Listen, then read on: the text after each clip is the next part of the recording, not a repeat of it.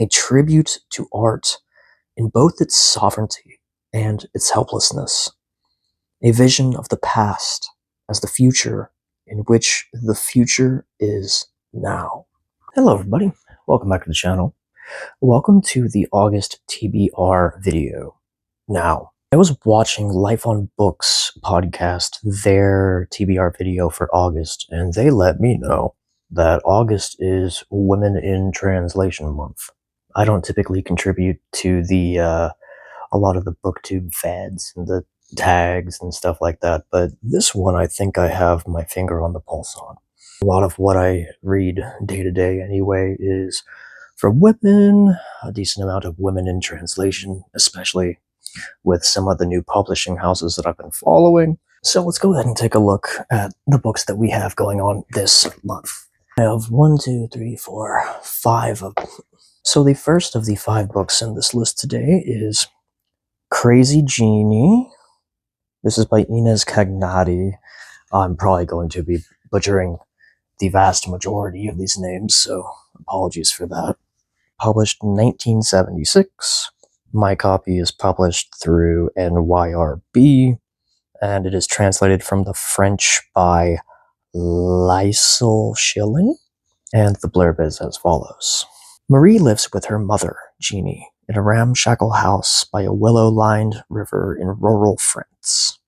Every morning, Genie walks to the neighboring farms to do what work there is to be done. When farmers and villagers greet her, she says nothing and keeps walking. Once, she was a light-hearted girl from the best family in the valley. Now they all call her Crazy Genie. While her mother works, Marie waits, yearning for her mother to notice her, longing for the moment when they will be back in their lonely house by the river. Told in Marie's ingenious, straightforward voice, Crazy Genie is the second novel by Inés Cagnati, who grew up in poverty in rural France in the 1940s. The child of Italian immigrant agricultural workers, rich in observation and detail, and devastating in its portrayal of a child's unconditional love and of society's callous prejudices. Crazy Genie, together with her first novel, Free Day, confirms Cagnati's astonishing power as a writer. I've read a good few books the last couple years about sad childhoods, essentially. I'm really curious to see what this has in store for me. Very excited. The next book that we have this month is The Slynx by Tatiana Tolstaya. You might notice that last name, Tolstaya. It's a little similar, right? This is Leo Tolstoy's granddaughter, if I remember correctly. Published in 2000. My copy is from NYRB. Translated from the Russian by Janie Gambrell. And the blurb is as follows. 200 years after civilization ended in an event known as the Blast, Benedict isn't one to complain.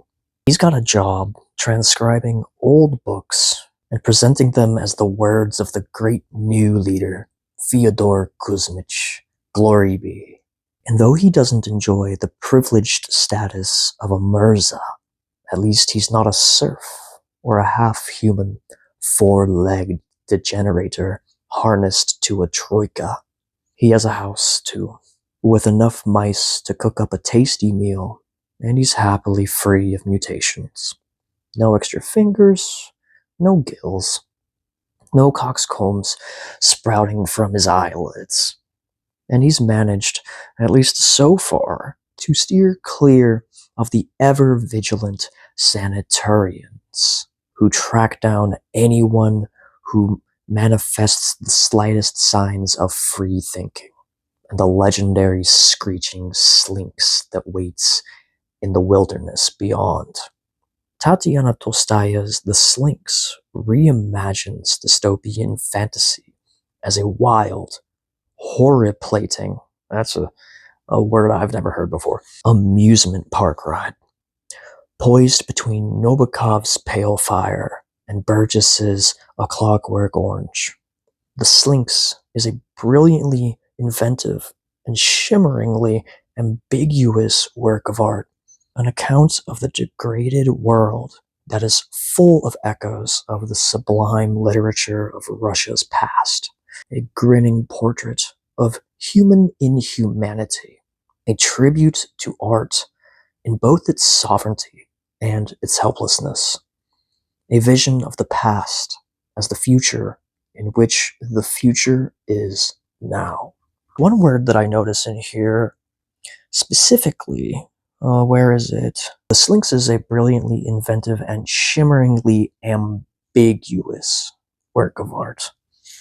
Notice that word, ambiguous. My favorite kinds of books are ones that don't come out and tell you exactly what's going on. They don't let you know what's behind the curtain. In so many of my favorite books, the entire plot is taken up by simply wondering what is going on. My mind keeps going to the Slynx is like some Baba Yaga adjacent type thing, and that has me very excited. Read the first page of a short story by Tatiana Tolstaya, and it was the most beautifully, hilariously biting, sharp satire. She's especially known for her irony.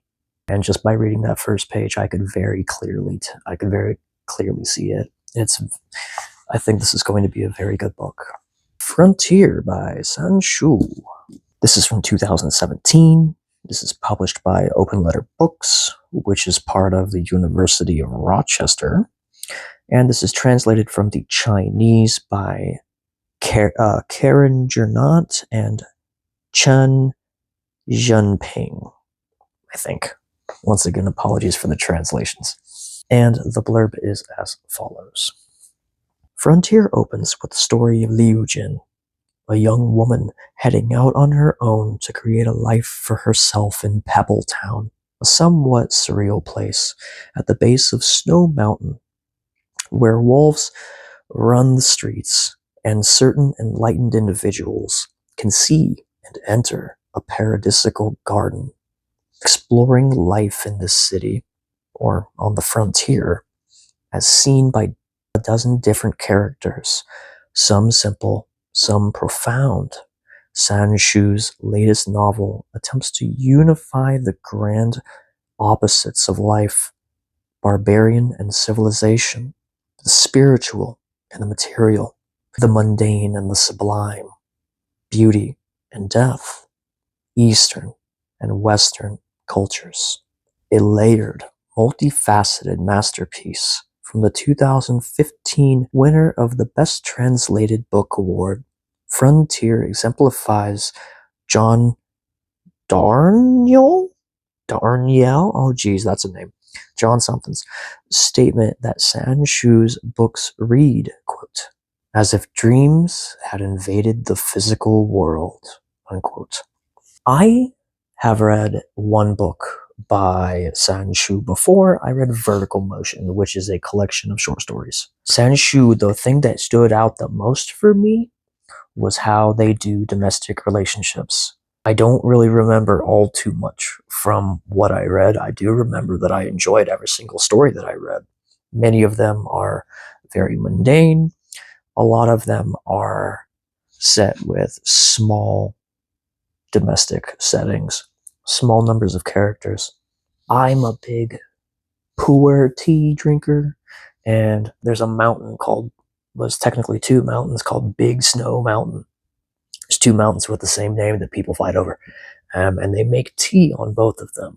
Big Snow Mountain makes a very, very good tea. So when I see Snow Mountain, that's all I think of, and I think I'll have to brew up some Big Snow Mountain tea when I sit back and enjoy this lovely book about a crazy ass adventure on Snow Mountain with the wolves. I'm so excited.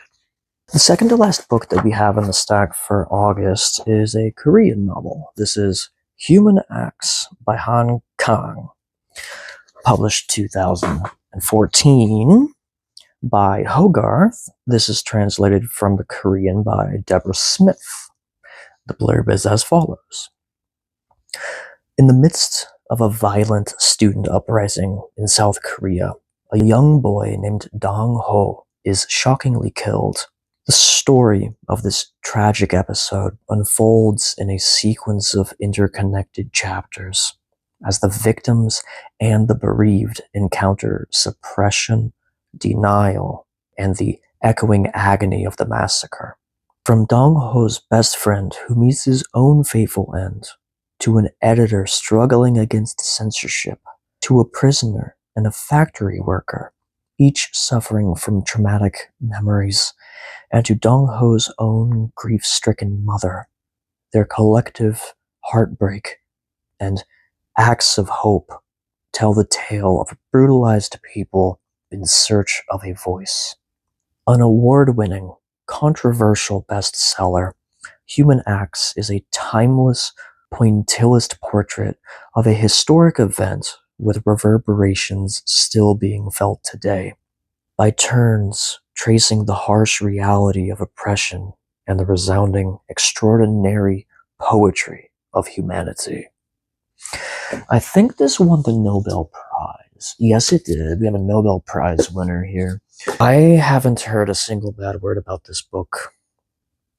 I don't know much more than we have here. Essentially, this is like, I picked it up because I was looking for an emotional impact read, something that kind of hit my gut. This, I think this will have to do. So I'll probably be putting this in maybe earlier in the month. We'll see. And the very last book, I can't promise I'm going to read all of this because it's a lifetime of work and, well, we'll see. We've got Clarice Lispector's The Complete Stories, all of them. These were published 2015. My copy is published by New Directions, and it was translated from the Portuguese by Katrina Dodson. The blurb is as follows. Here, gathered in one volume, are the stories that made Clarice a Brazilian legend. Originally a cloth-bound edition of 86 stories, now we have 89 in all, covering her whole amazing career from her teenage years to her deathbed. In these pages, we meet teenagers becoming aware of their sexual and artistic powers, humdrum housewives whose lives are shattered by unexpected epiphanies, old people who don't know what to do with themselves. And in their stories, Clarice takes us through their lives, and hers, and ours. I read the introduction to this already. What I read in the introduction was saying that when she was young, the characters are young. When she was a housewife with 2 children, the stories often involved housewives, and that's where the humdrum comes in. Later on in life, when she was a woman noticing the wrinkles, she started out as it was either a fashion designer or a fashion journalist, I believe. I think it was a journalist. When she started to notice her own failing beauty, quote unquote, on that, you start to notice people noticing their failing beauty in the book, in the stories, and dealing with all of that. One thing that I expect from this is she's really going to know what she's talking about when she's building these characters. So I expect very fleshed out characters. I've read 2 Clarice Lispector novels. I've read Agua Viva and I've read The Passion of G.H. Both of them were extraordinarily dreamy, profound, and it was just extremely dense. You can essentially study Clarice Lispector forever and never get tired of it. Let me know what you guys are reading. Let me know what women in translation you guys are reading this month. The translators that you are reading this month. Cheers.